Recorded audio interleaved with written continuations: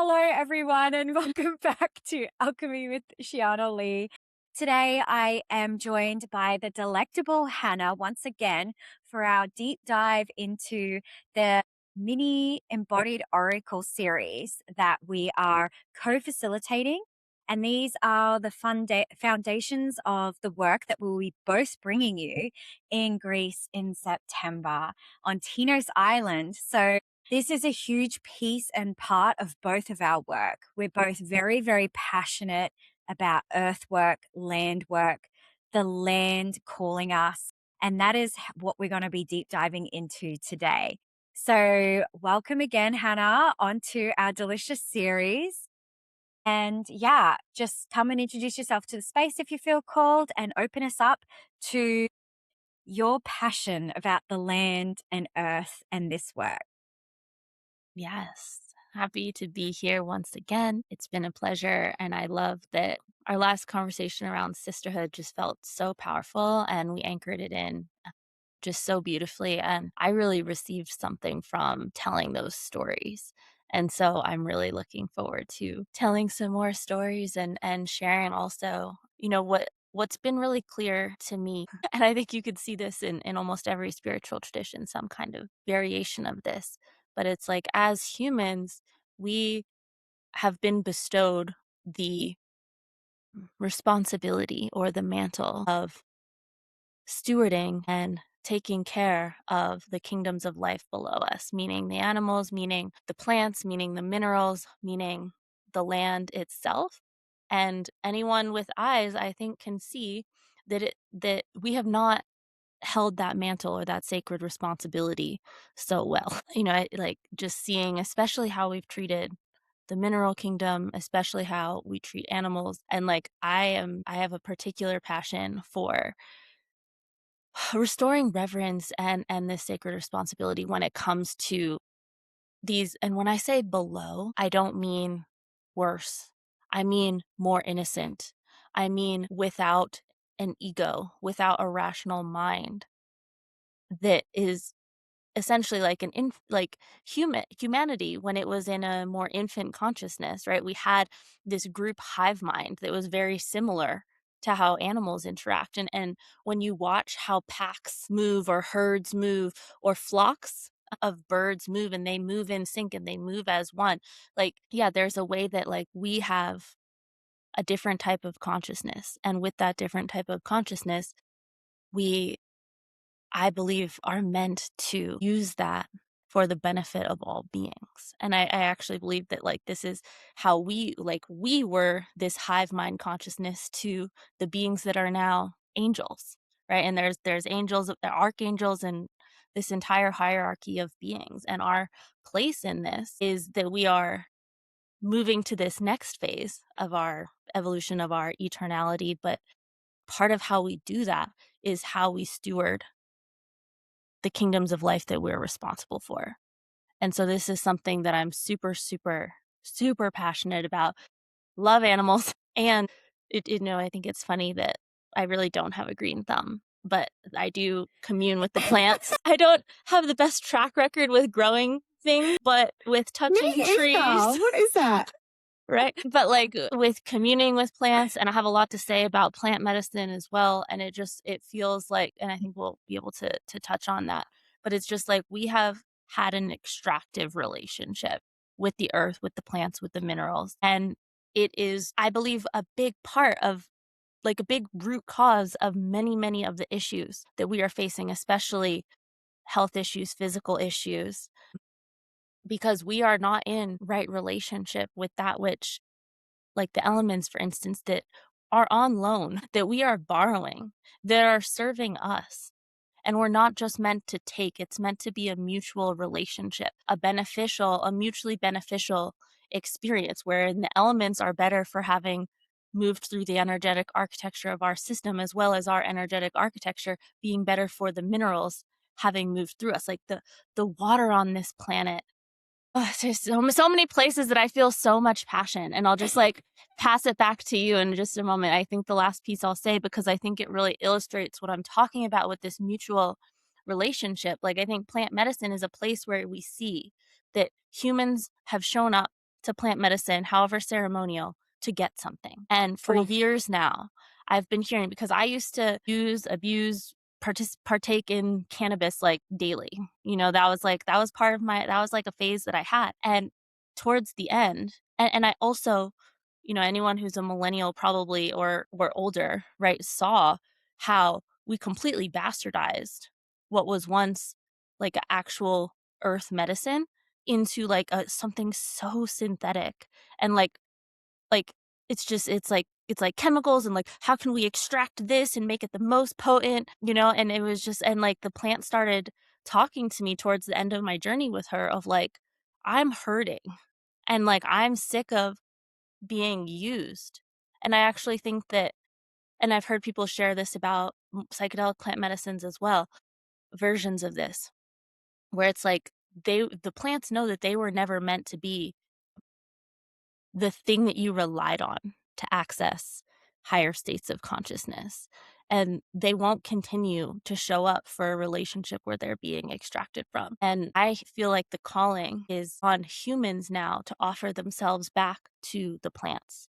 So that if the plants have given us an experience of purification or enlightenment, can we now engage with the plants in such a way that we are intending that they have an experience of purification, that they have an experience of healing, that they have an experience of love and enlightenment and bliss states through interacting with our vessels. Yeah. These are some of my thoughts in opening. Just a few notes. Can Can 100% agree with everything you shared, first and foremost.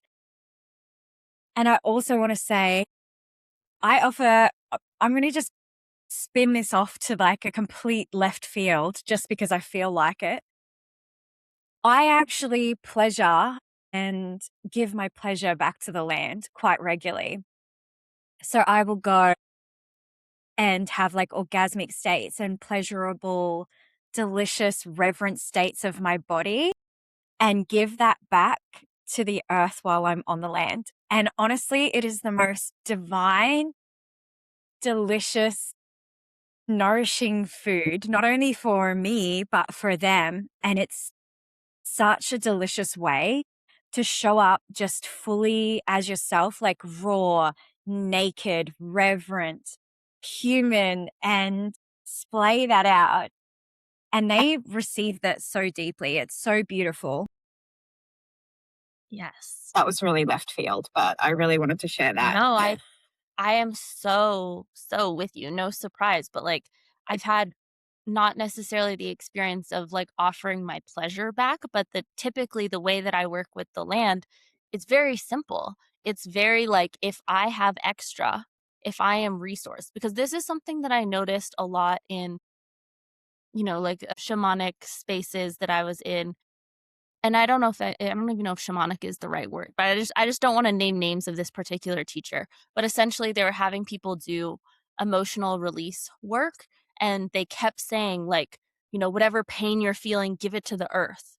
And I was just like, "I don't like this. This feels so wrong." Like, or if it doesn't it feels imbalanced, right? So the way that and this was a long time ago, but it's like the way that I have shown up to work with the land since then is it's like I know that if I can't hold what like the energy, the sensation in my body, and I need to co-regulate with a tree or co-regulate with the earth, that she will Mm. always be there and she will always offer that. And like sacred responsibility, mutuality in this relationship.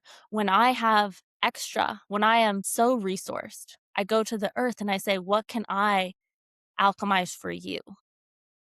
It's like that because Mm. she will endlessly alchemize for us. She will take the pain that like is so much we can give it to her. And I would submit for anyone listening to this, like see it if when you have a lot of resource in your system, if you can actually offer that back to her. Like, can I take some of your burden? And she won't overwhelm you. You can specifically say, like, please don't overwhelm me, but like whatever bit that I can take for you, I have the resource to digest this, to move through this, so you don't have to carry it by yourself Yeah. on behalf of all of us. And I feel like that's the way that we're heading or the way that we're remembering because I do believe that as custodians, as stewards of the land, this is an old ancient way that we have forgotten. And this becomes all about communal healing. It's less about the self and, like you said, extractive, and more into that transpersonal regulation, co expansive, and also retractive space. So it's like a nervous system hum. And I truly do believe that the earth is its own organism. It's its own consciousness. I've been doing land work for like, oh my God, 14 years or something now. And I know it to be true that they have fascia lines, they have water networks underneath in the actual soil, exactly like our bodies. They actually are a mirror of our own bodies. I like to think of the earth as a woman, as the feminine, but she has bones, she has blood, she has water networks. She actually breathes and moves and shifts. And we have forgotten that that is a vital part to not only our regulation and our body depthness and capacity, but we've also forgotten, like you've said, to actually give back and to gift ourselves and to be in right relationship with her. And I feel like this is a space, and this is probably why this calling for this Greece immersion, this on the land, this woman to woman, womb to womb calling is so huge for us right now, because I don't believe it's just about me and you. I think it's bigger than that. And I think it's bigger the space that we're moving into now. I believe that most of our problems can be solved by returning back to the earth, as a woman, especially. I believe cervix to soil is the way that we have forgotten. And it is one of the core pieces that we remember who we are, our power. We stop letting people extract from us, because there's a mirror happening here. The amount of times we've extracted from the earth and we've allowed ourselves to be extracted from. This is actually coming back into self sovereignty and into leadership as a woman, which looks different than what we've seen in our lifetime, anyway. And this is why I believe it's so important to return to the earth and to hear the earth's call, to hear the earth's voice, noise, vibration, and to truly listen to that call.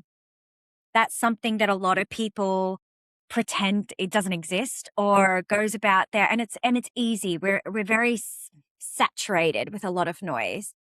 And this returning, I truly believe, is about so much more than it. It's just like you can actually, and it's funny, I just got a snippet of your reel or your share this morning about we're in prophetic times.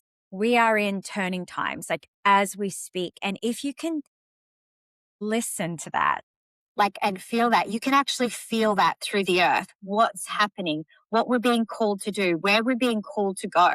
And I think that that's the point. There's a difference between listening and like willingly following the call. Mhm. Mhm. Mm. Yeah.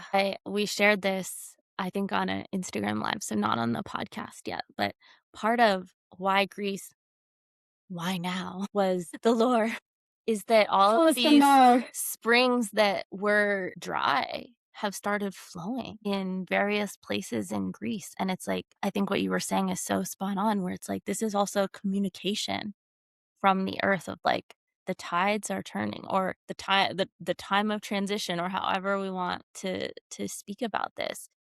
But there's definitely, and I want to say this as like a seed for anyone listening too. It's like, just imagine if every person entered into a truly mutual relationship with the earth and with the elements, and things would change so quickly. Like practically overnight. Like if everyone did one restoration ritual with the elements and with the earth, things would change so quickly. And currently how it is that some of us are holding it on behalf of the collective. And so, Sheeana, I would love to hear some of your stories. Story time, story. Yeah, I would just like to say that this is I'm really passionate about this personally because I believe that Earth is one of the first and foremost places that we can remember ourselves and our bodies free and organic without the scars of this human life, right? So, especially, one of my passions, as you know, is, releasing sexual trauma and abuse within the body.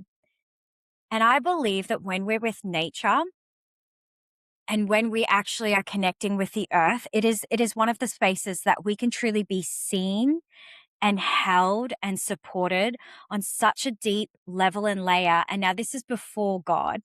I know that's going to sound a bit sticky here.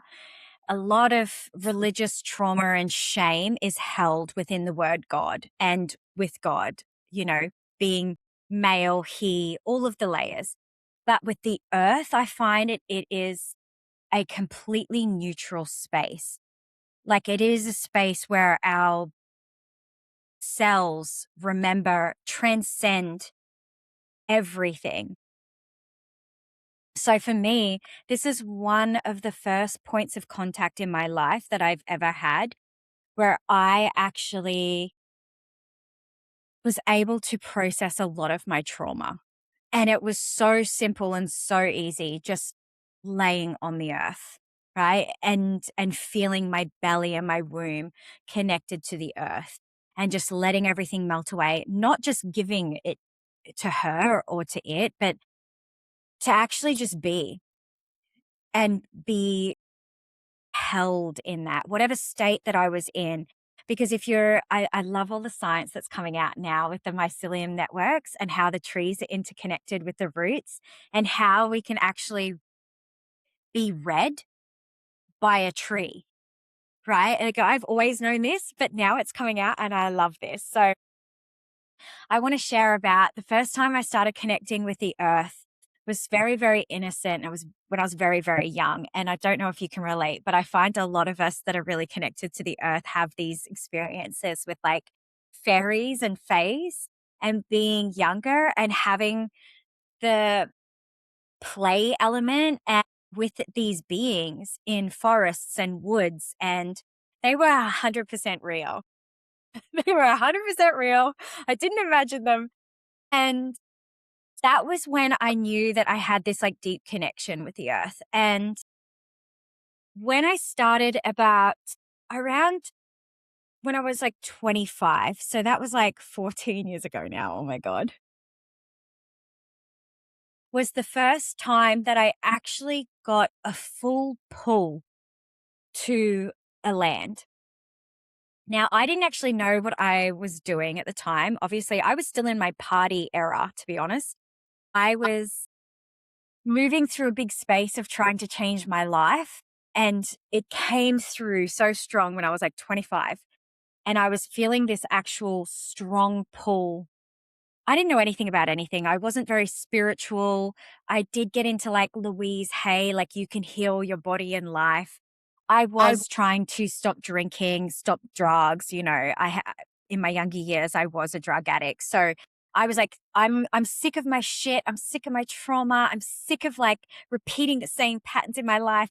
I'm going to go on an adventure. And I started traveling and I booked one way ticket to places that were calling me. No foresight whatsoever. I was just truly trusting my body. Landed in Thailand first and foremost. That's when I first started studying like tantra, yoga, these sorts of things. And it was just like God, the earth, working in the cosmos, whatever you want to say, was literally holding my hand and walking with me for a 7-month journey, a pilgrimage, if you will, going to places I didn't know where the fuck I was going. And I was ending up in these beautifully sacred sites, these sites that I didn't know. And I was actually collecting, like, I don't know if you follow like the dragon lines and the ley lines, but I was actually following these sites and these places. And this is what I love about being like an oracle woman. You never know what you're doing in the time. You never know what's happening. And it's not until afterwards, where you've got the hindsight and you collect all of the data and the knowledge and it lands in your body and you have this expansive opening experience where you're like, this is actually what you were doing. So, what I was doing was I was going to these sites and these places. And these sacred sites and places, I didn't know anything about. I didn't know anything about Stonehenge. I was, nothing like that.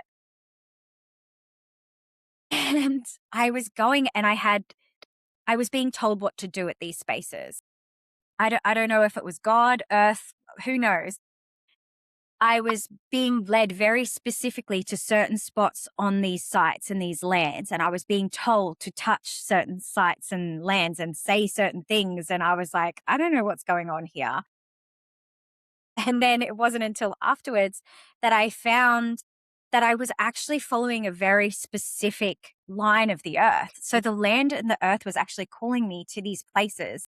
And each site that I went to, and it wasn't even just these sacred sites, there were very specific sites and places. And I don't even know that I was being called to. And each time I would get like awakenings, downloads, activations. I would move into not only higher states of consciousness, but more earthy, primal, deeply embodied reclamation of my woman. And then it wasn't until I traversed this and came back, I started to understand. And this is still landing in my body and in my field of like, the land actually calls you, and each place has very specific consciousness and blueprints. And I just want to say, talking about blueprints, I've actually never done plant ceremonies in my life, is absolutely wild. But because I learned that these places, these plants, they all have this divine blueprint, and you can actually have the same effect being in union and being in right relationship with it and actually talking to the blueprint print of the plant, right? You don't even need to ingest anything. Like, this is what I've learned. Like, you can actually speak to the blueprint of these plants. You can ask to breathe in their essence and have the same thing without ingesting it into your body, right? Complete side note. But yeah, these specific points and places would really activate me and really allow me to understand that there's something greater happening here. So yeah, I feel like that's all I want to share about that. And I would love to hear some stories about you. I mean, I've got some more deeper stories, but yeah, I'll leave it at that because I'm sure you've got lots to share on that. I love that story. I haven't heard that. Yeah, I mean, one of the things that well, for anyone who doesn't know, I live in the woods a lot of the time, and Yes, you do. I spend a lot of, my life, and I feel very fortunate that this is the case, like, in very nature-rich areas, and I love my little city jaunts, but I'm, like, very, very grateful to live somewhere where I have very, very easy access to an unmediated experience, meaning like nature left to its own devices.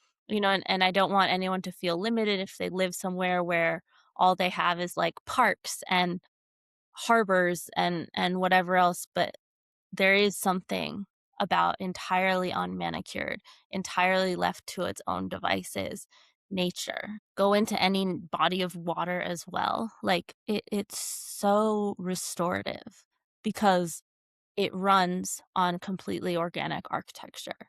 And sure, like I don't know how this is in other countries as much, but like sometimes even here where I am, I'll see like chemtrails and it's like, sure, like everything's getting like, there's little bits of fuckery in everywhere you go, so Yeah. it's not to say, like, but there's it's not to say that, like, there's none of that where I am.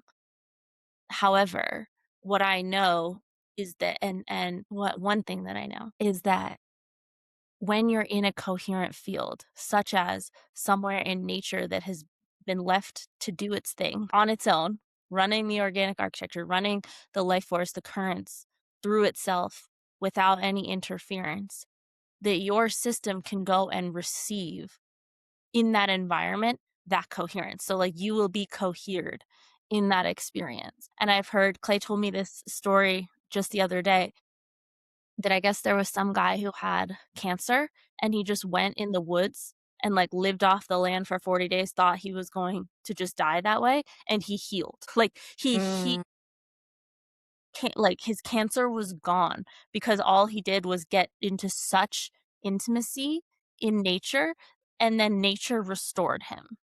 Right. And what that is the coherence of nature. And we are nature, right? Our bodies are also this nature.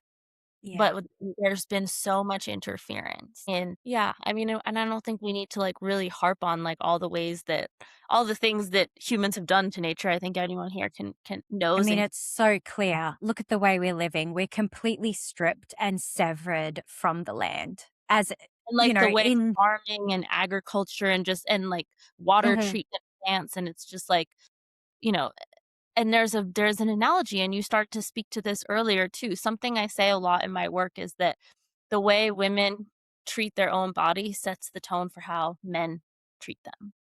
Oof. And the extension of that, right, is like how we because it's how we relate to the earth, right? And so the way that we relate to our bodies is also analogous to how humanity as a whole is relating to the earth. And when Yeah. you think about like we there this is like a Russian doll situation of like microcosm, like if you can do it in the microcosm, you can do it in the macrocosm. Or like what you do in the microcosm of your own body and your own vessel has an impact. It's reflected into the holistic picture, or like the total picture that is the shared body of humanity and the earth as a whole. And yeah, I just yeah, there's no separation between, like, our bodies and the earth, like, we are in an elemental exchange, not only with one another, but with the earth, and so, yeah, going back to a bit of what I said earlier, it's like one of my intentions is that any element that I borrow is better for having run through my system, and Oof. maybe it's, like, I've given this analogy with, like, money too, because everyone like, not everyone, but a lot of people, there's like in the Bible, it's like money is the root of all evil, and the spiritual communities of all kinds have like really run with that, right? Like being impoverished and everything. And it's like, well, what if you just hold yourself in such a way that you have coded your system to encrypt and re-encrypt everything that moves through it for the better? And so I see like the elements as that. I see money as that. Like it really to me it all comes down to like the way that we restore the organic architecture of our own system so that we become which is so much to do with like when I say restoring, we're not creating it. We are restoring it. And that's important because it is so much about going back to when we leave nature alone, how it runs energy, right? Like when we remove the filters of like propriety and what I think I should do and my fear of how I'll be perceived, right? Like I always use the example of children and animals. Like when they experience a shock, they like scream and move and wiggle around. And then somehow as adults, we've decided that's not socially acceptable, so we stopped doing it. And I know, Yeah. Shiana, you used the term like rewilding. Part of my experience of that is it's like I just no longer am going to stop myself from letting my body do what it wants to do to move energy because we are actually already perfectly designed to be able to do that, to run current and voltage, spiritual electric voltage through our systems. But we have so much like pockets of accumulated debris and places that we contract and like don't allow what wants to happen to happen. But as soon as we start to do that, then we're in this mutual relationship where everything is getting better for interacting through us, and whatever moves through our system is fortifying and refining us in that process. Yeah, and I think that that's what it means to be like a holy vessel, right? And this is part of our architecture as a woman that we have forgotten, right? Like we are great transmutators. Like we really are. Like our wombs were made for this. Our womb, oh my God, that is a whole another concept. But basically our womb is this beautiful magnetic pole within our body, right? And if you know the body and the way it works, you will understand that it actually takes blood from your heart when you're in extreme grief and heartbreak, right? And this your body does this automatically, right? And so it will actually pump blood from your heart so you don't suffer from, heartbreak and grief, and it can actually move it through the womb and release it. Now, if that isn't what being a holy fucking vessel is all about in this time, like, and we have the energy, the womb technology within us is the greatest technology that has been kept from us, right? Like, great feminine mysteries, all of that. And this is what I love. Like, if we just allow ourselves, like, if we're just left alone to organically be wild and move, and we are able to move through so much, not only for ourselves, but for our community. And I think that this is what we're being called to do in this time, right? It's not just about our grief and our heartbreak. We are communal creatures. Like women, we are women, tribal women. The system that is set up keeps us ostracized and alone from that, right? And truly, we are meant to be in community around tribes, and this has sunk into my body so strongly the last couple of years. And we have the vessels to actually transmute for our tribe, for our community, for our partners, for our husbands, for our men, sexually. Like we are the priestesses of this time. And it's just, we have forgotten that. We really have. And not only that, like that is our role. Like we have a much greater role. We all have our unique flavor of our gifts, but truly at the core of being a woman, and an oracle woman at that, that is your role to step up into, right? And not it's not a burden. Like it's actually a gift. Everything that gets given to you, that you are called in to transmute, that you are being called into relationship with, that you are being called to travel to, or anything like that is an honor and a gift to do, right? Like I've just come out the back end, as you know, Hannah, of one of probably the most traumatic moments of my life. I've transferred, like I have moved through so much grief and heartbreak the last month. And honestly, I could sit down and I could collapse in that and let it consume me. And don't get me wrong, like I love being consumed by the sensations of grief and heartbreak. But there is a difference between collapsing in that and truly having full conviction of who you are as a woman, as a priestess, as an oracle, and knowing that it's being given to me to be of service, that I have the power to transmute that in my body and in my system and actually use that as fuel for my fire, for the fire of the collective. And that is truly what we're talking about. That's what we're talking about with being custodians, stewards of the land, being in right relationship, hearing the call. That is what we're talking about with being a vessel, an oracle, a priestess. And that is truly where we are moving into. And what I find is funny about this flavor is what I'm seeing is the falsity of what that should look like be unveiled, right? Like we are seeing women walk in their beingness and walk in their uniqueness and not having it look like, white robes and red robes and we're, you know, in ruined temples for 6 months of a year because we can't be around the collective because we're pure and divine. We are seeing modern women step up into these roles, and it is an unshakable power that I feel like the earth is feeling. Like you can feel the subtle quakes in the earth of true feminine restoration, and not this rise of the divine feminine like that we are seeing portrayed. We are seeing this unwavering powerful force of being true and authentic, right? Like your authentic expression, which is, I think, a divine expression, and moving with that and standing in conviction of your power as a woman. Yeah. Yeah. There's so many places to take this. I'm like, Stop. I know. I get so obsessed with us and how we talk and what we share. And I'm just like, it feels so epic. yeah, I like, there's truly so many different pieces. And, for me, one of the things that's been coming alive in a whole new way has been around crystals. And I, for a long time, was of the mind of, like, we should not be taking these crystals out of the earth, and people would give me crystals and I would give them back to the earth. And, like, and okay, just putting a pin in, like, actually, like, land guardians and making offerings and things like that, because I think that's, I want to talk about that too. And there's a way that I have, and I loved that you brought up, like, the water networks and the fascia of the earth. There's also, like, I see the ley lines as, like, the meridian system of the earth. They are, baby. Yeah.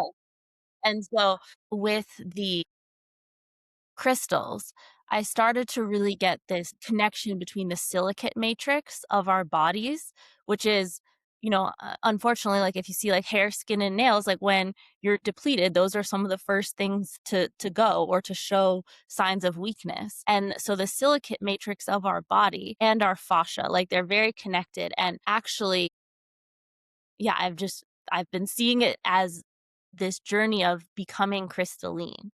And I see the parallel, like, between the fascia of our bodies and the mycelium network of the earth. And that there is, like, I believe that the fabric of Gaia, right, is this crystalline mycelial network that is wrapping around everything. And that we, and this is one of the ways that I work with the land the most, is, like, I'm dropping my womb into this crystalline mycelial network.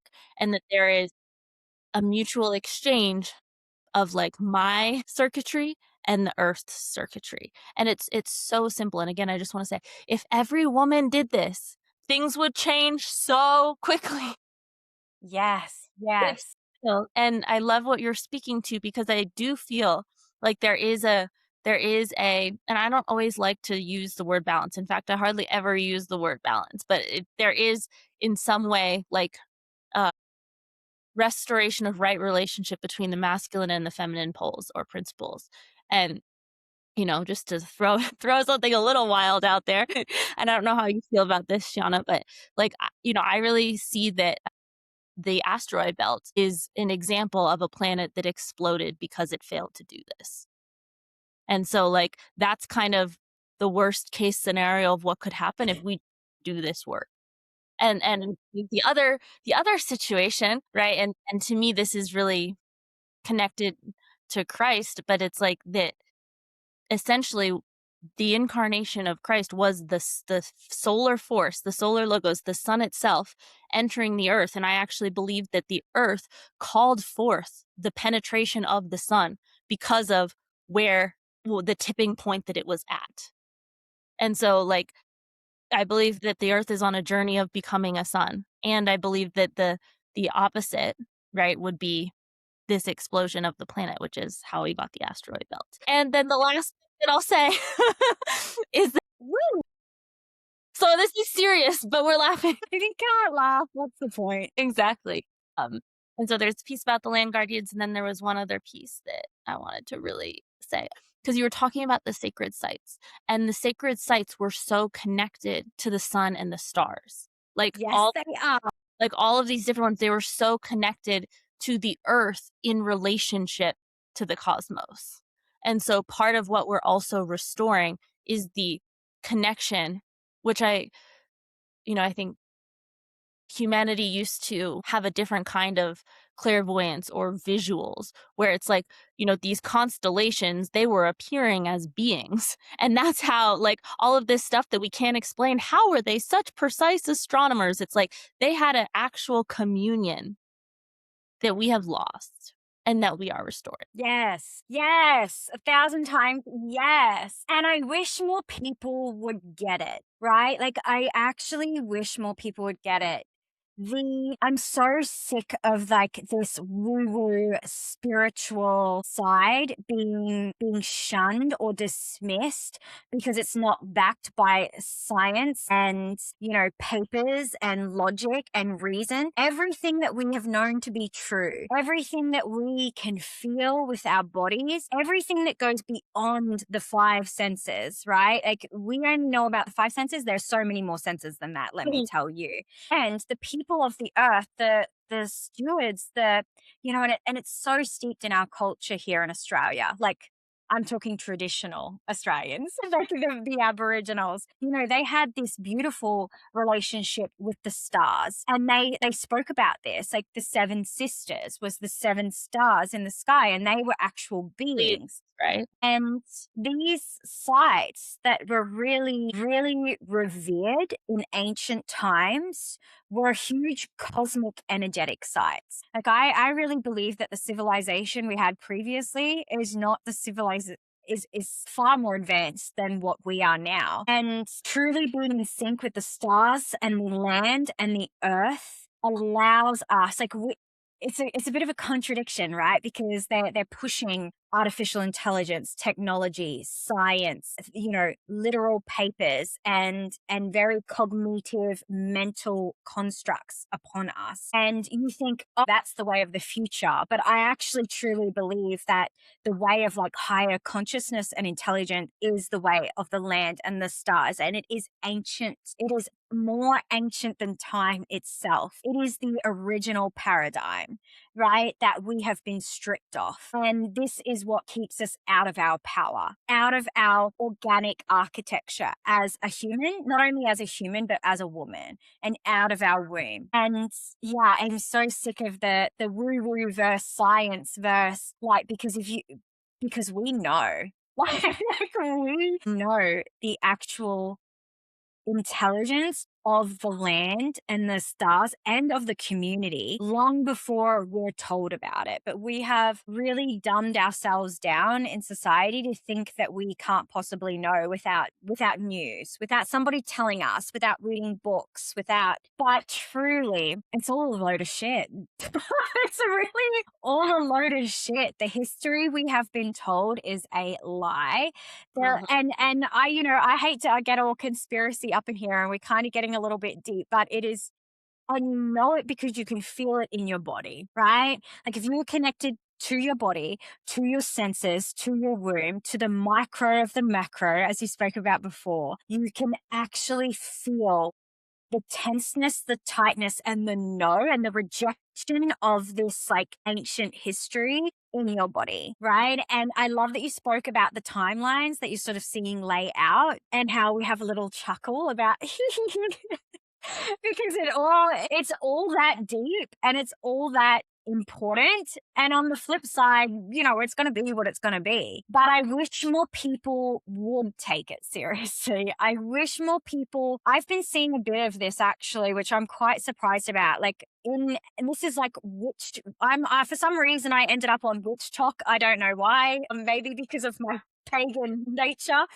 And they're, they're calling for a collective women returning their blood to the earth. And I actually feel like, and I'm saying this because I feel like women are being called, no matter what lineage, religion, what, belief system, I truly believe that women are being called to return to the earth in a big way. And I will say that returning my blood to the earth and my blood, we know the blood is powerful, but as an offering or returning it back, like I water my plants with my blood, like it's such a reverent, devotional thing. And I really don't care if the women are clicking onto this. And it reminds me of that ancient prophecy too about when the women return their blood back to the earth, right? It's actually, have you heard what saying is that? I think it's a hoppen.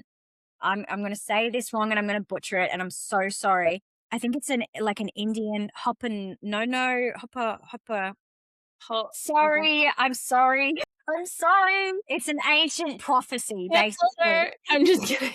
Don't cancel me. I'm so pregnant. I promise. I apologize. I actually have tears in my eyes. I think that's so funny.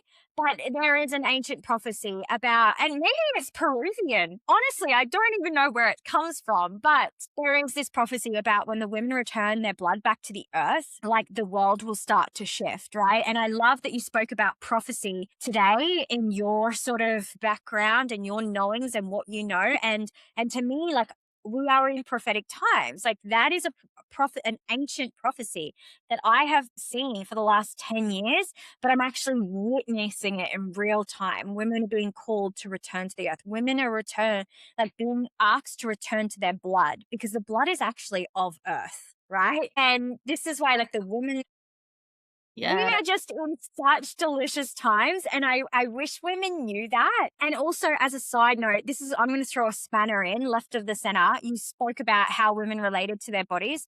I actually truly believe that watch how men relate to the earth as well. That's a side note for any woman, because a man that extracts from the earth and walks all over the earth and treats it like garbage will absolutely treat you like garbage too. But I really wanted to highlight that because when I was in Uluru, which is the main sacred site in Australia, I was getting insane connection out there in regards to that specifically about the men extracting from the women. Like, they used to actually walk all over Uluru, and our native people hated it. They thought it was dishonoring and irreverent, like, yeah, it didn't treat the feminine with reverence because it was like an ancient feminine site, this particular site.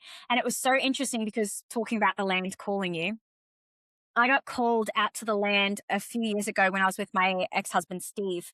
And I was like, I need to be there and I need to be there by this date. And I, again, did not know what, and he went above and beyond in service to me and my mission and my desire. We got a camper trailer. I think within a week, we got this camper trailer. We hooked it up to my car and he took off work and we drove to Outback. I was like, I need to be there by this time. It was like, I think it was in December. It was like the 21st of something. It was like This 6 years ago. I was like, I need to be there specifically at this time. And then I was like, along the way, I actually got called to stop at sites and random places. And holy shit, and this is when I knew that actually COVID was coming. And I actually had prophetic downloads about fire. And then when we got back, that was when the New South Wales fires actually blew out in Australia, and it was really intense. And I told Steve about it. And like, this is the power when you are connected. Anyway, not to trail off too much, but we got out to Uluru. I went there for this specific time and date, and it was so interesting because that date they actually stopped people walking on Uluru, like it became illegal, and they used to do walks over it and stuff. And so I was actually out there doing some crazy weird things, seeing some crazy weird things, but one of the things was like we were actually moving into times where the feminine is going to stop being extracted from. The feminine is going to stop being walked all over. And it was like a huge celebration in the earth at that time. And it was like a bit of a cosmic alignment thing. And I just felt like I wanted to share that because like the way men will treat the earth, it will definitely be the way they treat like you and your body as well. And I think that's really important as we're moving into like more union, evolutional like spaces in relationship more than this extractive, what can I get from you relationship dynamic. Yeah. Yeah. Well, and we also have the power to break the cycle in how we're treated, and then by standing for that, right, they can also correct their relationship to the earth. So, I love that. And yeah, you really brought back around the piece around offerings with the blood, and that prophecy is so cool. Yeah, there's so many, and I also give my blood back to the earth, and it's so it would be so easy to not collect it sometimes, and I'm just like, no, it's sacred, it's precious, it's a resource. And speaking of like the extraction and the history, and when you really can, like, if any, like, I'm like, do we want to open this up? But there's a connection between starfire and menstrual blood. And starfire is what was once like the most precious thing that men could extract from women because it would give them more access to immortality. It would extend their lives. And like women were literally kept away and harvested for their starfire. And there's a way that through our reverence for our blood, that I believe that we are beginning to, like, trying to choose this next word carefully, reclaim and remember from those experiences of being extracted. And I really, from those experiences of literally being harvested for. Mm, And yeah, I mean, there's, like, so many threads lighting up in my mind as I'm speaking about this. And so I'm just yeah, like, same. to go to but it's like there's, yeah, it's like the choice to re-matrix ourselves into the fabric of Gaia through our wombs, which I believe is something that happens through giving our blood back. It happens from using our attention, like submerging our consciousness into our womb and then driving the consciousness that's in our womb down into the crystalline core or the crystalline core of Gaia, right? Which is connected to the sun inside of the earth, and we can pull that up into our bodies and connect it to the sun that is beyond. And this is a lot of what I do in my own system and how I like to guide women in working with their energy or with the eros that moves through them, the life force. And I have to say I'm so freaking elated, delighted, turned on about in person, like getting to guide women in their bodies and working with energy and eros in their bodies. I've literally been having dreams and visions about like these activations and ceremonies and journeys that we'll get to go Yeah. on together in Greece for sure. And of course, if you're bleeding, we will anyone who is bleeding, we will make sure to offer the blood back to the land. And I think the one more piece that I want to bring in here, I think there's a way that because we've had this conversation with a lot of reverence for the earth, and certainly that is the case. And I think there's a way that sometimes people deify the earth in a way that actually puts them into more powerlessness, in a way that it's like actually the earth and the elements and to an extent the animals and the plants, but let's just talk about the earth and the elements for a second. It's like those are responding to us. And so there's a way that I see humanity as responsible for the alignment of these source particles that are the earth, that are the elements. And so it's like our alignment could not be more important. And I think sometimes we lose track of that like our responsibility is to bring the alignment when we deify the earth, as opposed to like this is an extension of our bodies. This is like our acre of land is our domain, or it doesn't have to be an acre, not being literal, but it's like where we are positioned is our responsibility to be a steward of. And there's a way that when I offer my blood to the earth, I'm like, know me, know me by my blood. And Yes. that when I speak to you, we work together, and not in like a like it's so funny, like, I don't think that the earth really likes to be worshipped. I think she's kind of like, "Can you stop?" And it's kind of like there's a point where I think as women too, at a certain point, we don't necessarily want an experience of worship. We love devotion, and the earth loves devotion, but there's this texture of like prostration that's not like it's not it has her feel like she now has a duty. And it's like if we really want to show up and offer, then I actually feel like part of taking on that mantle, part of taking on that responsibility is actually standing in like I know. Okay, I'm like, this is getting I don't want this to get convoluted because it is in a certain way, like, if we're relating to the earth as feminine, it's like we are standing in being directional in relationship to her to some extent because she doesn't have the ability to say no or stop us, which I'll caveat that and say, if you don't think that hurricanes and earthquakes and tsunamis and all of these things are her playing the long game and correcting things, it is. But the point that I'm trying to land is that source particles respond to the command of humans. So that means we're not just like we can look to the earth for the template of how energy is meant to flow, but it is still on us to then direct energy that way through our own systems. And people, men or humans, we will build all of these things, and yes, the earth in her own time and in her longer cycle will probably take all of that down, right? And if we want to choose onto the smoothest pathway of Gaia and her journey of becoming the sun, then we need to get into alignment a lot sooner than the earth just being like, you know what? We're done with this. We're scrapping this. We are flooding this.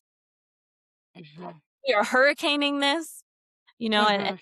there's a way that I guess this is a call for like being proactive in the way that we're showing up to that relationship rather than reactive and responsive because as humans we are at cause, and the worst thing we can do is hand that responsibility back. Yeah, and I think that that is, what you even spoke about in the very beginning about, giving it all, giving your pain, your grief, to the earth. And like the earth is like some great, like, cosmic god type figurehead that is just can transmute and take it all on, when really when you're in right relationship like you're speaking of and you're proactive of that I can see now that the mic is in on my side, I can see how you're trying to, like, say it without it getting so convoluted because you don't wanna tip too far into the aspect of, like, create your reality and everything is yours, but in actuality, there is so much that can be said with, like, your perception, your intention, your integrity, your ownership of yourself and your energy, which is actually needed at this time. And I think coming from so many different waves of polarity teachings and spiritual teachings that has allowed us to collapse and hand over the responsibility to those around us and has kept us in eternal victimhood, right? But there is actually, and like now's the time. Like specifically right here, right now is the time to take ownership, to, like I said in the beginning, hear the call and be willing to take action on that. Right. And yes, taking responsibility for your own eros, your own energetic field, your own channel, which you spoke so beautifully. And I love that we both work very similar energetically, of course, with the earth and with eros. I truly don't believe, it's funny, I've been tapping into this recently, that you can be connected to eros, like your erotic field and energy, if you are not connected to the earth. Like they are one and the same. The most sensual, sexual, erotically alive women I know are deeply connected to the pulse of the earth and of the earth, right? And this is what I'm loving uncovering as we're moving through this too. It's like we're seeing a lot of like density fall away with what that is, right? Like what sensuality, sexuality, powerful women look like. And we're seeing a rise of a totally different elemental woman. And I love it. But yeah, the time is now, and let's stop collapsing in victimhood and start taking self-responsibility to actually hear the call and do something about it.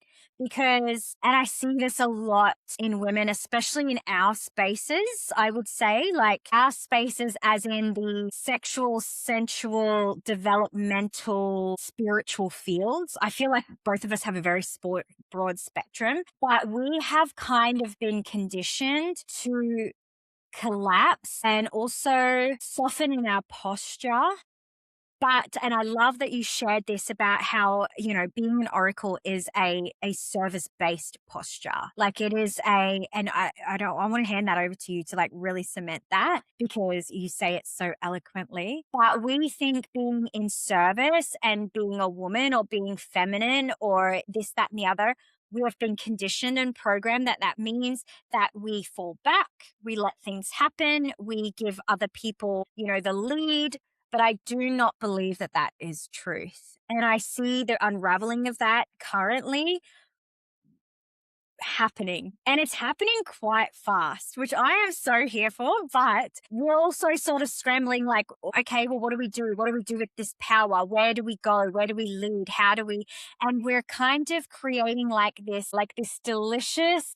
Oh, look at me just like spiraling in my energy. We're chasing too hard at the debris that's happening in our bodies instead of letting it fall away. God, I'm such a visual. Okay, so there's a lot of like scrambling energy, right? Like if you can imagine your body as like an open, porous field of energy, and all of a sudden you've realized, shit, like I have responsibility, I have power. I actually lead. I can tap into the as unseen realms. I'm hearing the call, right? You will actually start getting these particles and these energies like coming into your field quite rapidly and quite fast. And that can create like a vortex energy within your body and flop you around a little bit, right? And what we're trying to do, I love it when God talks to me like this way. What we're trying to do in our system is actually anchor in exactly specifically what you said, opening up that vessel, that pole, upper, below, both, so that the particles have space to move, expand up and out and down and in, right? So we're not actually just trying to hold on to these particles and these energy and become, and I don't like the word chaotic because I believe chaotic is part of our nature, but I would say abrasive and volatile energy particles in the body where we actually start lashing out, don't know what we're doing, misinterpret the power and the energy and kind of try and direct it and control the directional output of it Yeah. where we become then lopsided and top over ourselves. I hope that that is a clear picture because that is a picture I'm getting in my brain and in my body.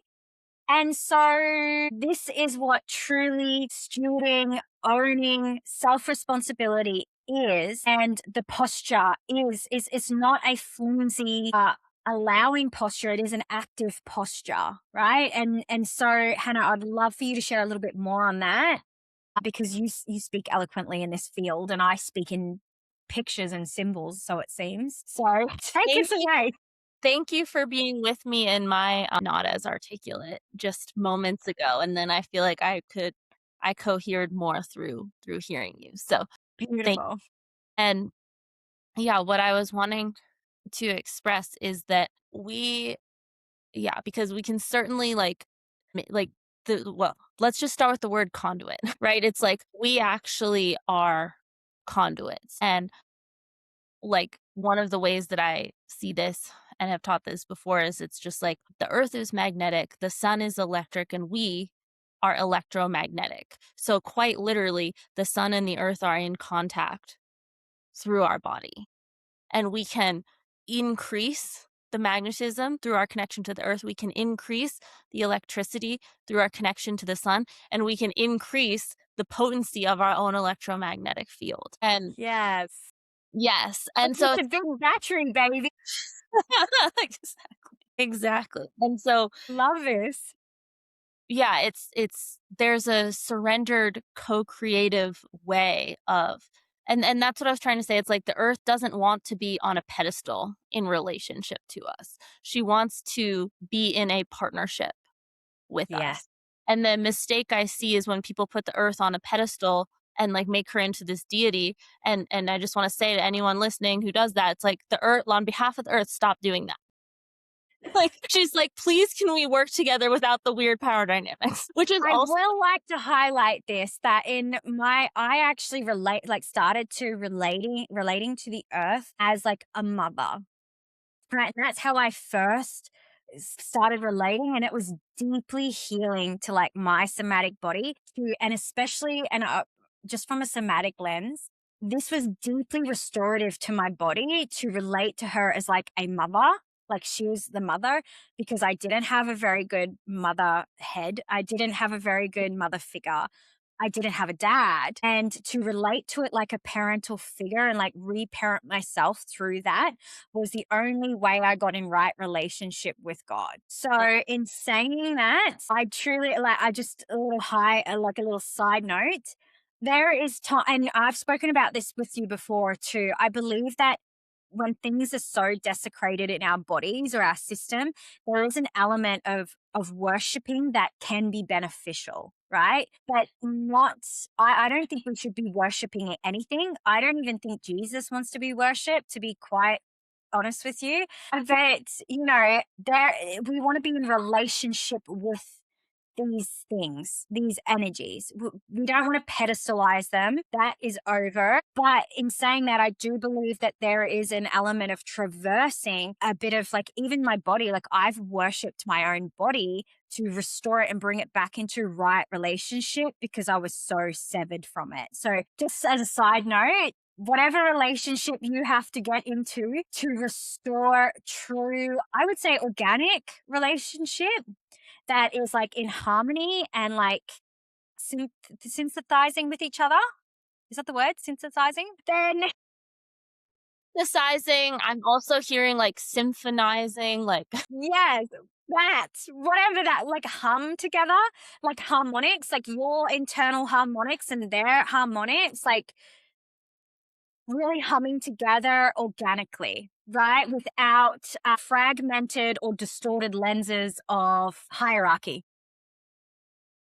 well, and I Yeah. love that you said that because I think and this reminds me of another conversation I had recently, but it's like, ultimately, when you see the creation clearly, right? And again, we can look at the earth, we can also look at just the miracle of your body. There are like 50 involuntary functions happening in your body right now, in our bodies right now. Like it is astonishing. It is miraculous. It is how could you not be in awe of that?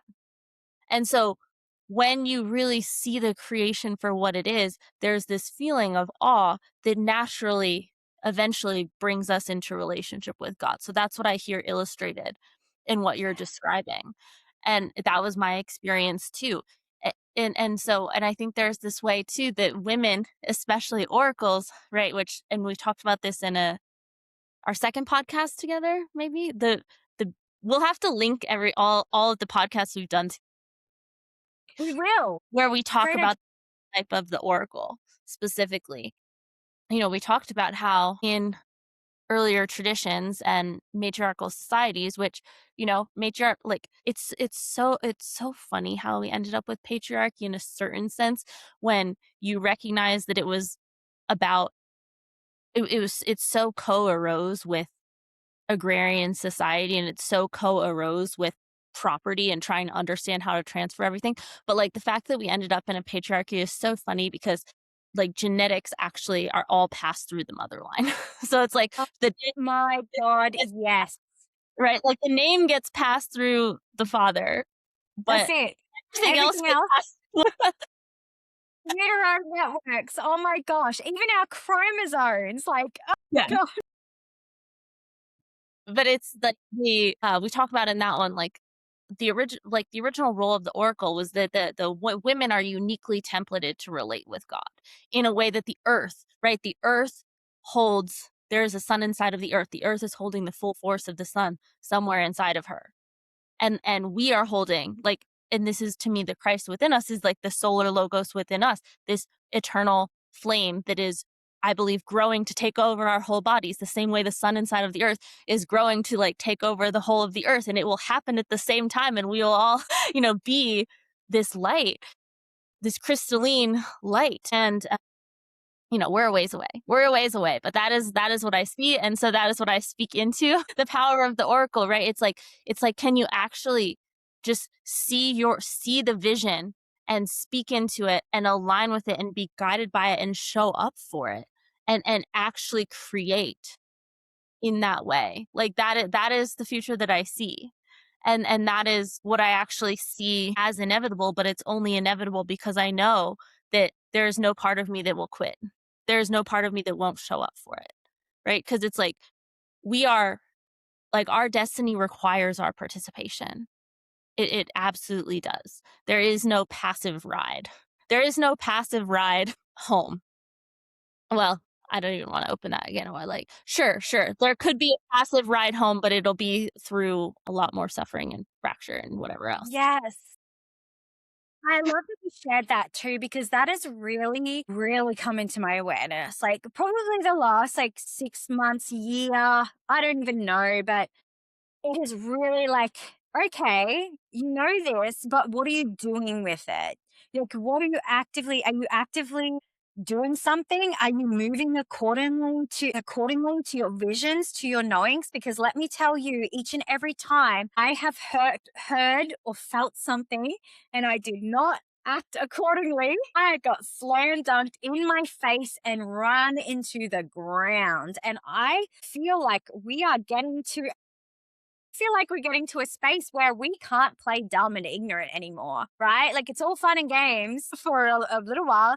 And you're like, oh, yeah, I'm just going to go do this. And I know but no, I believe that the consequences are going to get greater, our downfalls are going to be further down. And because we are being asked to act accordingly, to actually participate in what we're wanting to create, actively participate in what we see and holding the vision and holding the love and light prayer that it's all going to work out is not going to work anymore. We are actively being called into service, into movement. And I really feel like this is why this immersion is such a big deal. Me and you have both of us together have felt this call. We know what's coming.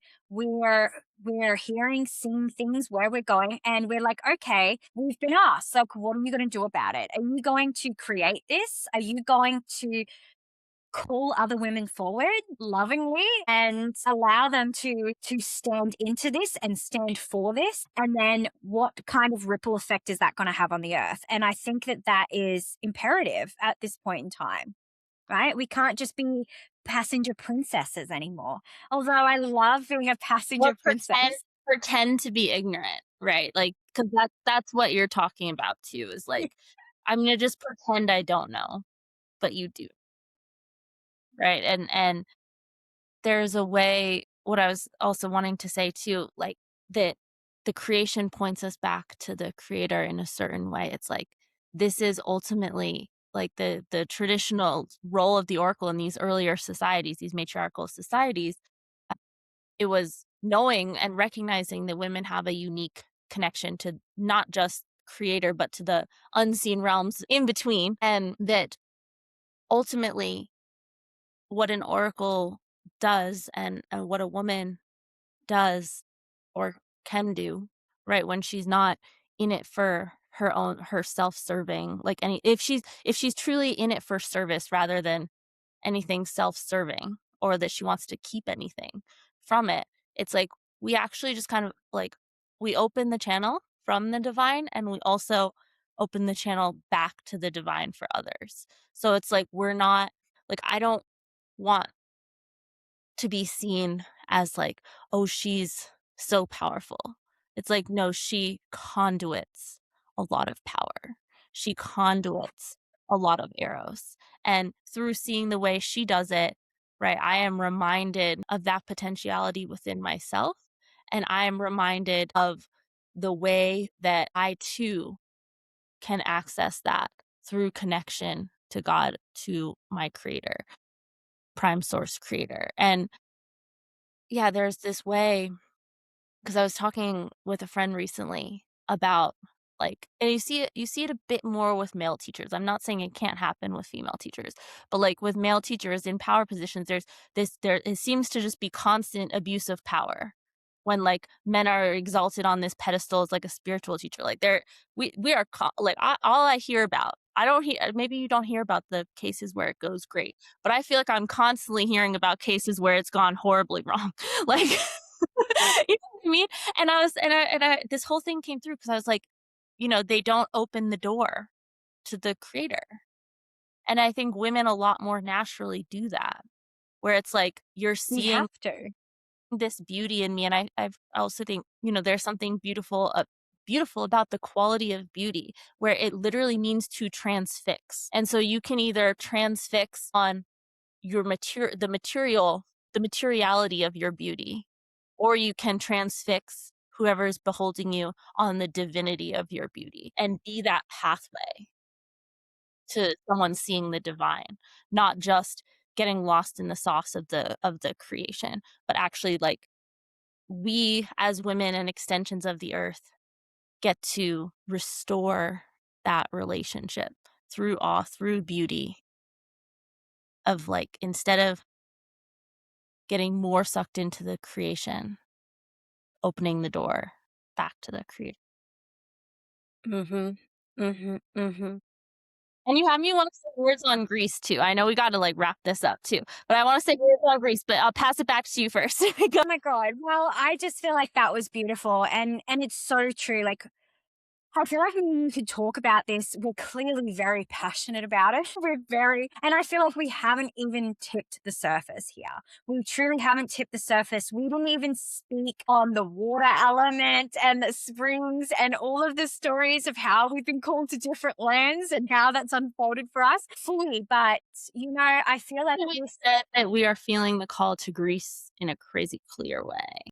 Absolutely, and if you are feeling that call too, we would be honored to walk with you and journey with you, right? And this is, I feel like what we're calling in this space is a new. It's not a typical type of retreat style where you come and you get guaranteed this transformation. Like, we are a full immersion remembering, like, your divinity, yourself, the land, like the ancient waters. Like, this is not a place where you go to, like, we don't have XYZ planned out. Like, we are so going to be in, and I really want to highlight this, like, myself and Hannah are walking embodiments of our work. Like, we are going to go and traverse the land and talk to the water and connect with our channel and our eros and see what wants to come through our vessel. And it will be an offering, not just, from us, but from whoever is coming too. We have some beautiful women there already that have said yes.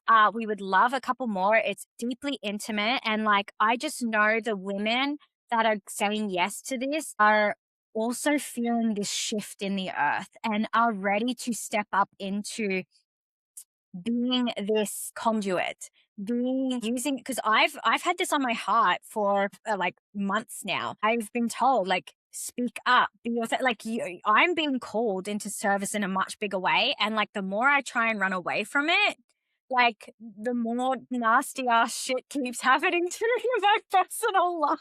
And it's like, I'm actually, like, teary eyed speaking about it, because it's like, I know what I'm doing. Like, I am trying to be ignorant and run away. And it's like, I'm actually being called to step up into it. And I know that the other women that are going to say yes to this journey, this immersion, are also feeling that call in their bones, and also are sick of running away, sick of being ignorant, and sick of pretending like they can't see and feel what's going on Really. anymore, or they can't see and feel what they're being called to step up into, right? And this is it. Like, I don't have it all figured out, Hannah. I'm very messy in my humanness, and I'm very transparent about that. But it's like, I'm still figuring it out too. I just know the trajectory of the timeline and the what that I want to anchor in. And I know the trajectory that I'm wanting to anchor in is definitely not that way, and definitely is in pretending like, to owning my power to be a walking permission slip for others, right? To yield that. And so, if you feel that, and if you're not quite sure, or you want to connect anyway, you can always reach out to myself and Hannah and ask these questions. Like, this is a big, big thing. And, I feel how big it It is a is. pilgrimage for It is a sure. pilgrimage. I really wanna also land this piece. I think this is super important, and as we're talking about a conduit and it being a doorway or a gateway and letting things, power, energy, eros move through us, it's like there's no, and being an oracle, being a service posture, and bringing through this through line of like what it means, like what mutuality, which is to me one of the core principles or core tenets of organic architecture, is this quality of mutuality. There's nothing that when you truly offer in service, you are not also receiving. Like to be in service, you actually receive so much. To be a conduit, everything that moves through you also fills you. And it's like you end up overflowing. This isn't just like you give. This is like you give in a way that you are experience yourself in the way that you've been designed to be, which is an experience. Like, it just feels like all of your cells are in symphony. Like you are harmony, you are coherence, you are love, you are truth, you are overflowing in your essence. And that is what a service posture is. Like it's not, we really warped this concept where it's like the person who's serving is always giving, and it's like the person who is serving, when we talk about this from organic architecture, is receiving so much in their offering.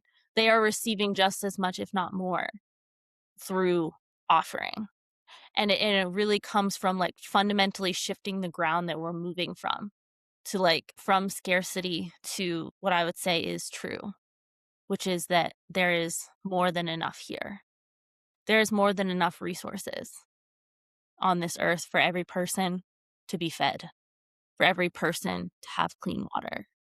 And the fact that there are people on this earth without food and without water is pointing to how far off we've gotten from organic architecture. And so, Yeah. of course, this is a major, major theme, and I know, and we have been working to restore this for so long, and we have so much to offer, and there's something truly magical. And I love what Sheeana was saying. It's like we are surrendering into the mystery. Like I'm a Capricorn, I'm a planner, but I'm also like so surrendered into the mystery. Like I know how I know basically like our mornings, and I have some. You little Capricorn, I'm like your opposite. I'm your sister sign. I'm your Cancer. I'm like, Yes, we'll I'm flow just with how we feel. so I do have a vague idea actually, but I'm like, I know that it's going to be like, this is another tenet of organic architecture, is responsive structure. So the structure is not constricting life, it is supporting it.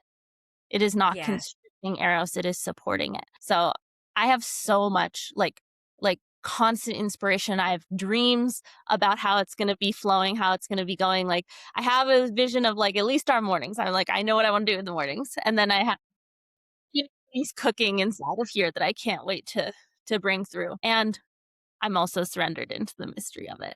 So truly, we've talked about this at length in other episodes, right? But it's like the feminine receives so much through entrainment. And so if these themes are what you desire to be entrained in, I promise you this is the place to be. This is yeah, the Oracle immersion on Tinos in Greece in September is the place to be. So please get in touch with us. We would love to share more. Yeah, I'm so grateful, Sheeana, for this conversation, and grateful to anyone who is on the other end receiving it. Thank you for being here. Thank you for your attention, for your care. And we're so happy to hear more about how this lands. If you have questions, like Sheeana mentioned in the beginning, this is a series. So feel free to let us know and we can potentially weave them in to our next conversation. Yeah, I can't wait. Thank you, my beautiful babe. I know I just wanted to send a heartfelt message to you now and just say that like I know that what we're doing and what we're co-weaving is far greater than just this immersion in Greece. And each time that I sit here with you and conversate with you and deepen into these foundations that we're going to be bringing to the Greece immersion, I can tell like this is so much deeper and bigger than I thought we were heading in, right? And so I'm like, whoa, what we're anchoring is actually is far greater than what we both could have foreseen. And I'm so here for it. So thank you, my love. And as Hannah shared, I will share all the details below. I will link the mini series and our first thing. I will put all that beauty and how you can contact Hannah. And we would love to see you there and connect heart to heart, womb to womb with you there. We'll see you next time on the mini series. Thank you. Bye. Bye.